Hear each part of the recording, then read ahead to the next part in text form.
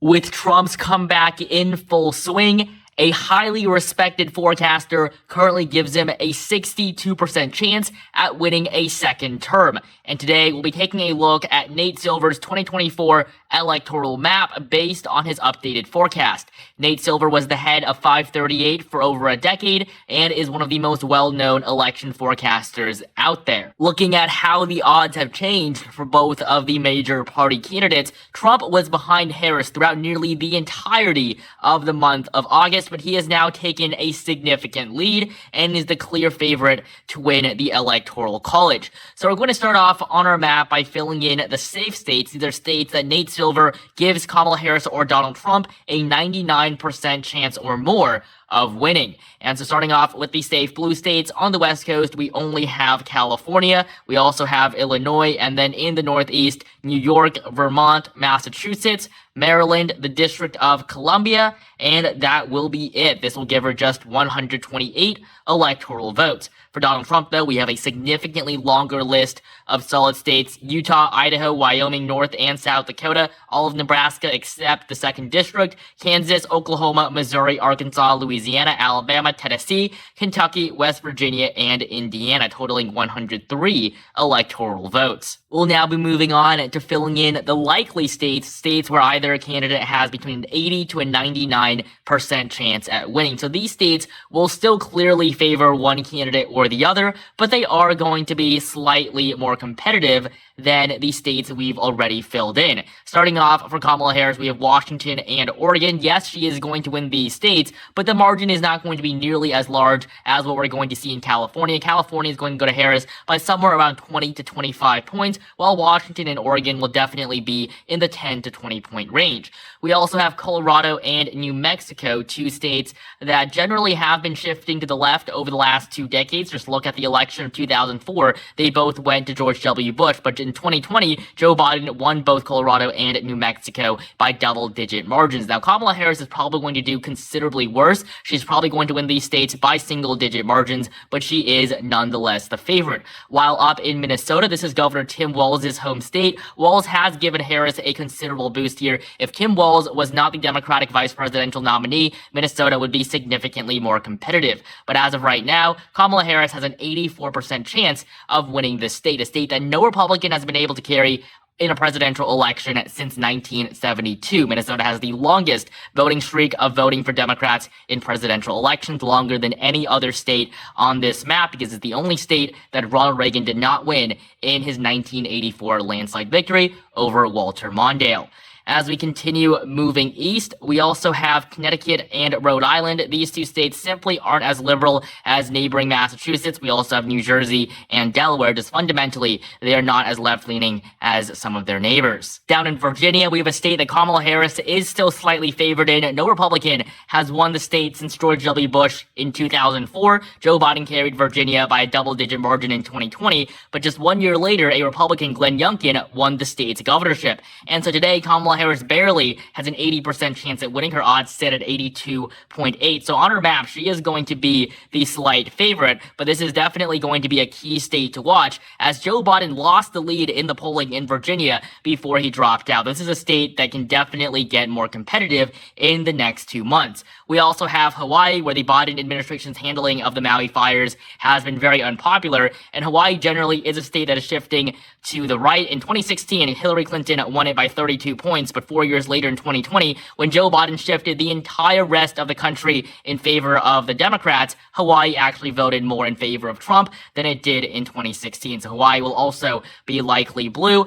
And up in Maine, we have the state as a whole, where Kamala Harris has an 85% chance at winning, while in the 1st District, her odds are just under 99. So the 3 electoral votes, 2 from the at-large vote and 1 from the 1st District, will all go to the sitting vice president. Before we continue, only 16% of you guys are actually subscribed, so please take the time to subscribe right now for more content like this leading up to the election in November. And follow me on Twitter for daily political updates. Link in the description below. And so right now, it might seem like Harris is doing really well, but honestly, if you look at this map, barely any remaining states are going to go in for her favor. So we're now going to fill in the likely Trump states he has an 80 to a 99 chance at winning. And we're going to get the most obvious ones out of the way. I mean, Montana, Mississippi, South Carolina, and Alaska. There's no doubt these states are going to go to the former president for a third time in a row. He's probably going to win them all by 15 points or more. But on a fundamental level, they are slightly less conservative than states like Missouri, Wyoming,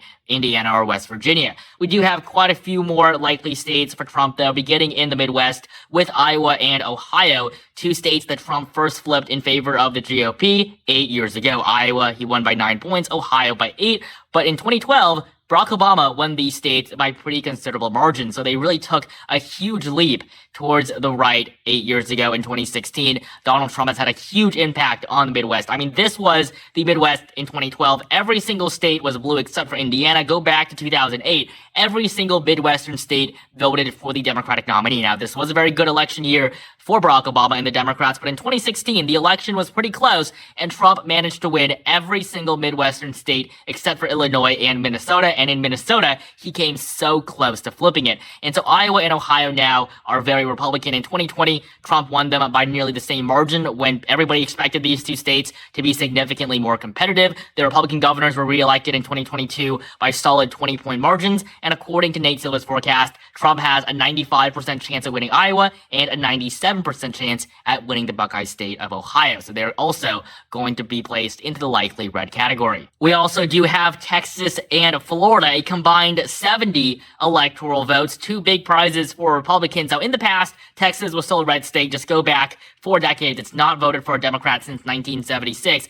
Texas was actually solid red in 2012 in favor of Mitt Romney, but in 2016, Trump did a little worse, winning it by just under 10 points. And then in 2020, when a lot of people said Biden could win Texas, he still won the state. He won it by 6 points, a lot better than what many people expected. In 2024, though, there's no doubt Trump is going to win Texas by at least a double-digit margin. He really is doing very well in the state. Nate Silver gives him a 91% chance at winning. Yes, Texas generally is shifting more and more to the left, but that is going to take a very long time to actually come to fruition. Democrats are not going to win major statewide elections in the Lone Star State for a very long time. And by the time they do, basically the entire Midwest will have gone in favor of the GOP. States like Minnesota, Wisconsin, Michigan, and Pennsylvania are all shifting more and more in favor of the Republicans. And so Texas will be likely red on our map. And the final likely state for us to fill in is Florida. This used to be a key battleground. This was a state that both parties really went after. But in 2024, probably the biggest change from 2020 is the fact that Florida is no longer considered competitive. And this makes things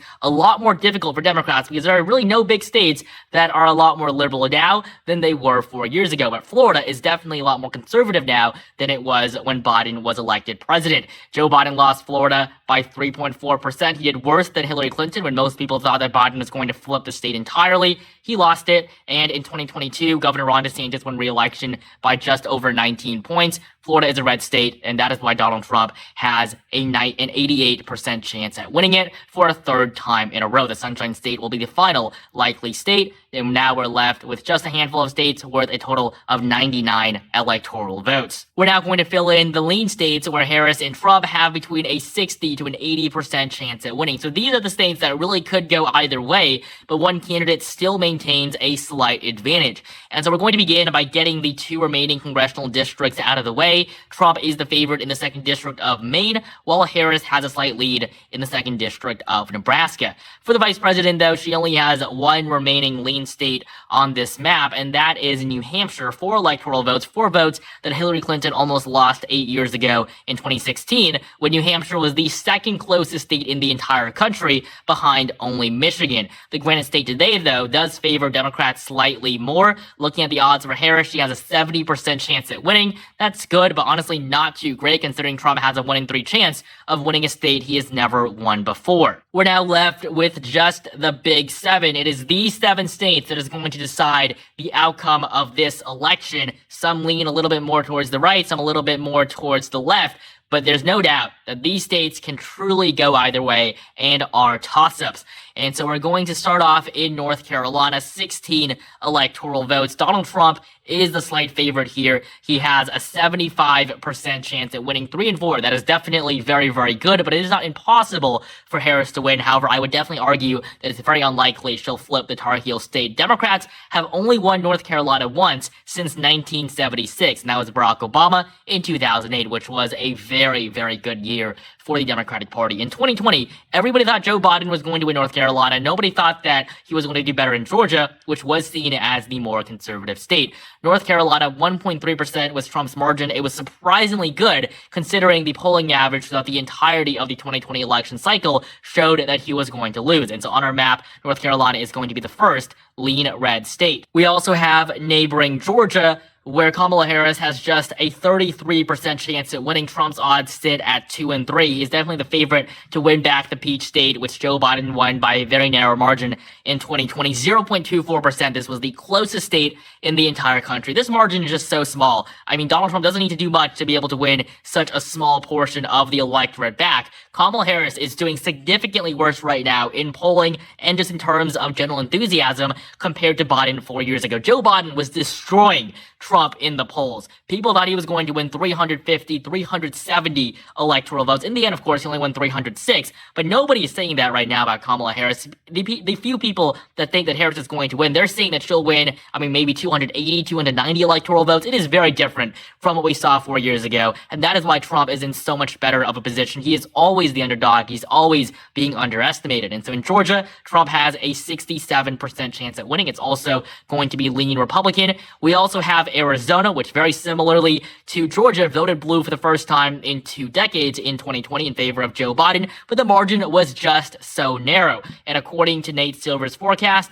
Trump has a 3 and 4 chance of flipping this state back as well, a state that he won by nearly 4 points just 8 years ago. So Arizona will also be lean Republican. And so before we fill in the Midwest, I'm going to start with Nevada. It has 6 electoral votes, and it is going to be a tilt state, which means that either Harris or Trump have between a 50 to a 60% chance of winning. So these are really the closest states. And according to Nate Silver's forecast, Donald Trump has a 59% chance of winning Nevada. So it's almost a lean state in favor of the former president, but as of right now, it will still fall into the tilt column. Kamala Harris can definitely still win Nevada, although she is the slight underdog there as of right now. But it's a state that no Democrat has lost since 2004. And looking at Trump's history here, he lost it in both 2016 and 2020 by over 2%. So it'll be difficult for him to win it, but he can definitely do it. Although in the end, it's not going to be the state that gets him over 270. Honestly, whoever wins Nevada is not going to make that much of a difference. It is going to come down to the Midwest in the 3 states of Wisconsin, Michigan, and Pennsylvania. I'm going to begin in Pennsylvania, as this is generally seen to be the most important one. It's 19 electoral votes. Probably could have gone to Joe Biden if he had stayed in. Joe Biden was born in Pennsylvania. He has that connection. Democrats don't have that anymore. And so Pennsylvania, if it goes in favor of Trump, even if Kamala Harris wins Nevada and Arizona, Pennsylvania will be enough to get Trump to the White House for a second time. And so as of right now, the good news for the Trump camp, though, is that he is the favorite. He has a 61.7% chance at flipping the Keystone State, a state that he did win in 2016, along with both Michigan and Wisconsin. So it's not even near impossible for him to flip all 3 of these states back. And so Pennsylvania will also be lean red. We're left with just Wisconsin and Michigan right now. These 2 states are both going to be very, very close. Kamala Harris choosing Tim Walz to be a running mate will give her a slight boost in Wisconsin, which generally is the most conservative out of the 3 states of Wisconsin, Michigan, and Pennsylvania. But with this boost that Walz gives Harris, Wisconsin is going to be slightly more competitive. In fact, Pennsylvania is probably going to be the most conservative out of the 3 this time around. And so now to fill in Wisconsin and Michigan to complete this map, for a while, Nate Silver's forecast had Kamala Harris in the lead, but today Donald Trump has taken back both of these states. Trump leads with a 52% chance of winning Wisconsin, and in Michigan, his odds are at just over that. Looking at the betting markets in Michigan, basically we've seen a collapse for the vice president. She had a 2 and 3 chance of winning just half a month ago. Now her odds are barely over 50%. And so both of these states, according to Nate Silver, now slightly skew in favor of the former president. And so based on his 2024 election forecast, Donald Trump is on track to win every single battleground state and get 312 electoral votes, while Kamala Harris is at 226. This would be the worst Democratic performance since Michael Dukakis in 1988. Thank you guys so much for watching. Make sure you like, comment, and subscribe.